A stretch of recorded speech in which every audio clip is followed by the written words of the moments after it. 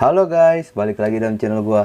Guys, untuk video gua kali ini, gua akan menceritakan kasus yang terjadi pada tahun 2016. Kasus pembunuhan ini bisa dikatakan kasus yang sangat sadis, dikarenakan pelaku melakukan penganiayaan, pelecehan, dan serta pembunuhan. Namun pembunuhan ini dilakukan dengan cara memasukkan gagang cangkul ke dalam alat vital korban. Cerita ini bukan untuk membuka luka lama, tetapi ada pelajaran yang kita ambil dari kisah ini, sehingga kita bisa menjaga agar tidak terjadi pada diri kita. Bagaimana kronologinya? Yuk, mari kita simak videonya.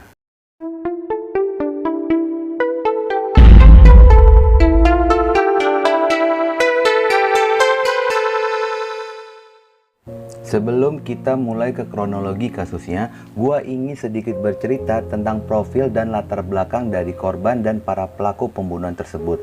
Berawal dari korban yang bernama Eno Fariha, dia lahir di Kampung Bahir, Lebakwangi, Serang, Banten. Merupakan anak keempat dari 7 bersaudara. Pada saat kejadian, Eno berusia 18 tahun. Setelah lulus dari SMK, Eno pun melamar kerja ke sebuah perusahaan dan keterima di pabrik plastik menjadi operator. Pada saat kejadian, pelaku berjumlah 3 orang. Yang pertama yaitu bernama Rahmat Alim berusia 14 tahun dan masih duduk di bangku kelas 2 SMP. Rahmat dikenal di lingkungannya sebagai remaja masjid dan dikenal juga sebagai orang yang taat beribadah. Untuk pelaku yang kedua bernama Arifin berusia 23 tahun dan sudah mengenal Eno karena dia merupakan rekan kerja Eno di pabrik dan berposisi sebagai helper. Untuk pelaku yang ketiga yaitu bernama Iman Maharyadi.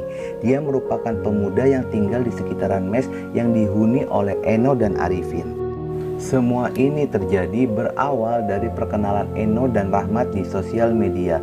Sejak dari perkenalan itu, mereka intens berkomunikasi dan menemukan kenyamanan berteman. Hingga pada akhirnya, Rahmat pun mengajak Eno untuk bertemu, untuk mengajaknya makan malam dan mengobrol. Tetapi rencana mereka gagal, namun Eno menawarkan Rahmat untuk datang ke mesnya Eno. Dan Rahmat pun setuju dengan penawaran Eno. Dia pun bergegas menuju mesnya Eno. Dan guys, mes tersebut merupakan fasilitas dari perusahaan untuk para pekerja pabrik.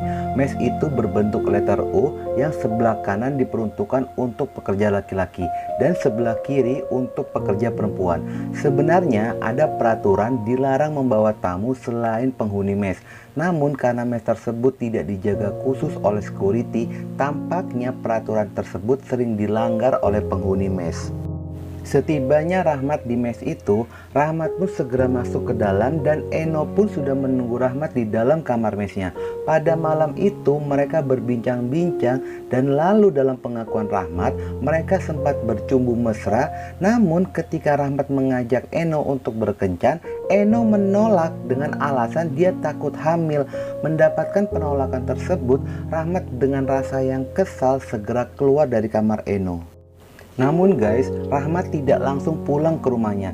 Dia pun nongkrong dan merokok di depan pintu pagar mes tersebut. Dan pada saat itu, Arifin melihat ada seseorang di depan pagar.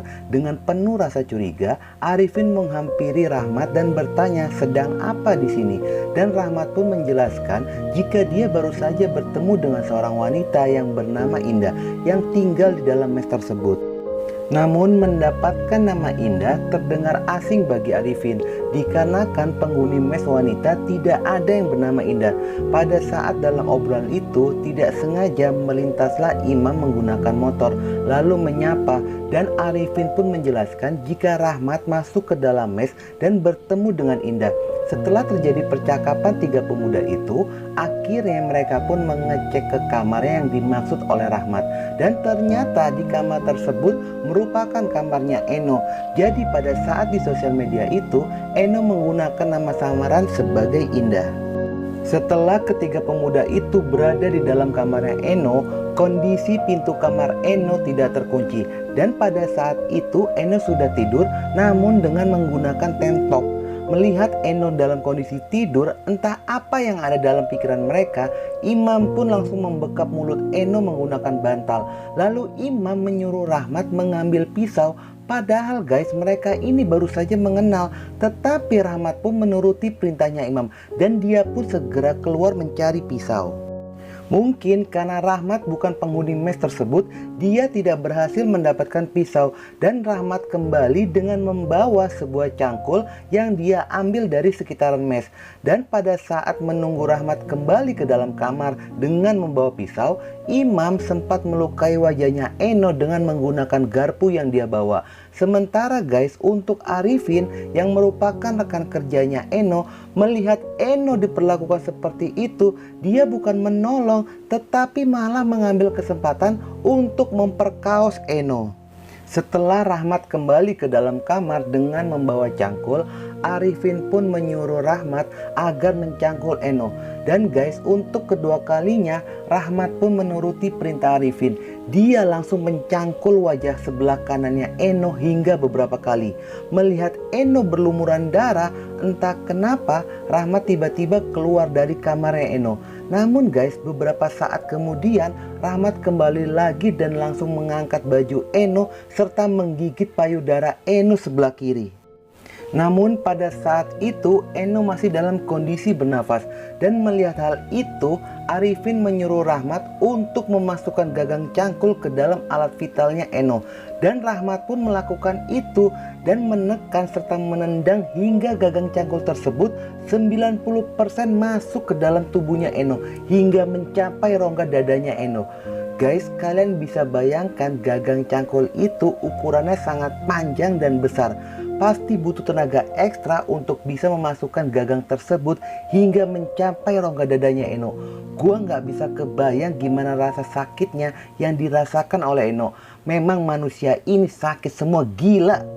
Setelah melakukan perbuatan itu, mereka pun meyakini jika Eno sudah tewas dan mereka semua keluar dari kamar Eno lalu menguncinya dari luar dan kuncinya dimasukkan ke dalam ventilasi jendela.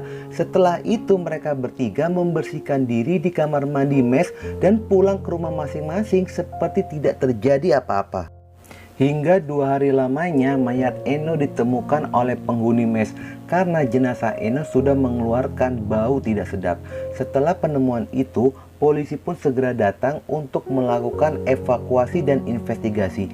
Dan di sanalah polisi menemukan adanya bercak sperma dan sidik jari dari para pelaku.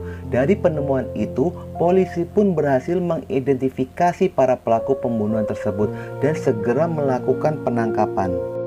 Awalnya dugaan pelaku melakukan pembunuhan ini sudah direncanakan, namun pada kenyataannya mereka bertiga tidak saling mengenal dan pembunuhan itu spontan dilakukan pada malam kematian Eno.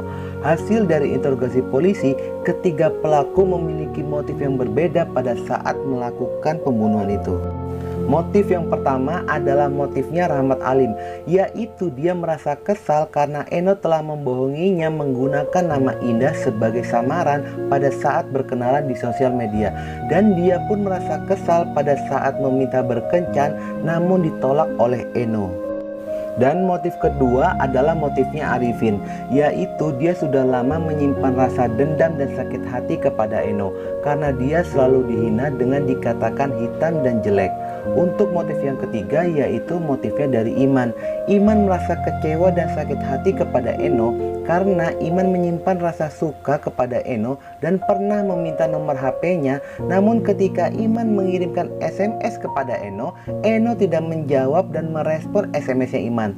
Dan pada saat diinterogasi oleh polisi, ternyata guys, Eno pun tidak mengetahui jika yang mengirimkan SMS itu adalah Iman, karena pada saat itu Iman mengirimkan SMS tidak memperkenalkan dirinya. Karena Eno dan Iman tidak pernah saling mengenal. Pada saat proses pengadilan, banyak warga yang menuntut agar ketiga pelaku ini divonis mati. Dan hasil dari keputusan pengadilan memutuskan kedua pelaku yang bernama Arifin dan Iman divonis mati. Sedangkan untuk Rahmat hanya divonis 10 tahun masa penjara, melihat usia Rahmat pada saat itu masih di bawah umur. Namun Rahmatlah yang melakukan pencangkulan dan memasukkan gagang cangkul itu ke dalam alat vital Eno. Keputusan tersebut sempat membuat marah pengunjung persidangan vonis pelaku. Bagaimana menurut kalian, apakah Rahmat layak mendapatkan vonis hanya 10 tahun masa penjara atau dia pun seharusnya layak mendapatkan vonis mati? Sebenarnya, jika melihat kronologi awal kejadian pembunuh ini hanyalah masalah sepele. Namun entah kenapa, kebetulan di malam itu orang-orang yang merasa sakit hati dan dikecewakan oleh Eno berkumpul bersama hingga pembunuhan itu pun terjadi. Banyak kejadian kejahatan berawal dari perkenalan melalui sosial media.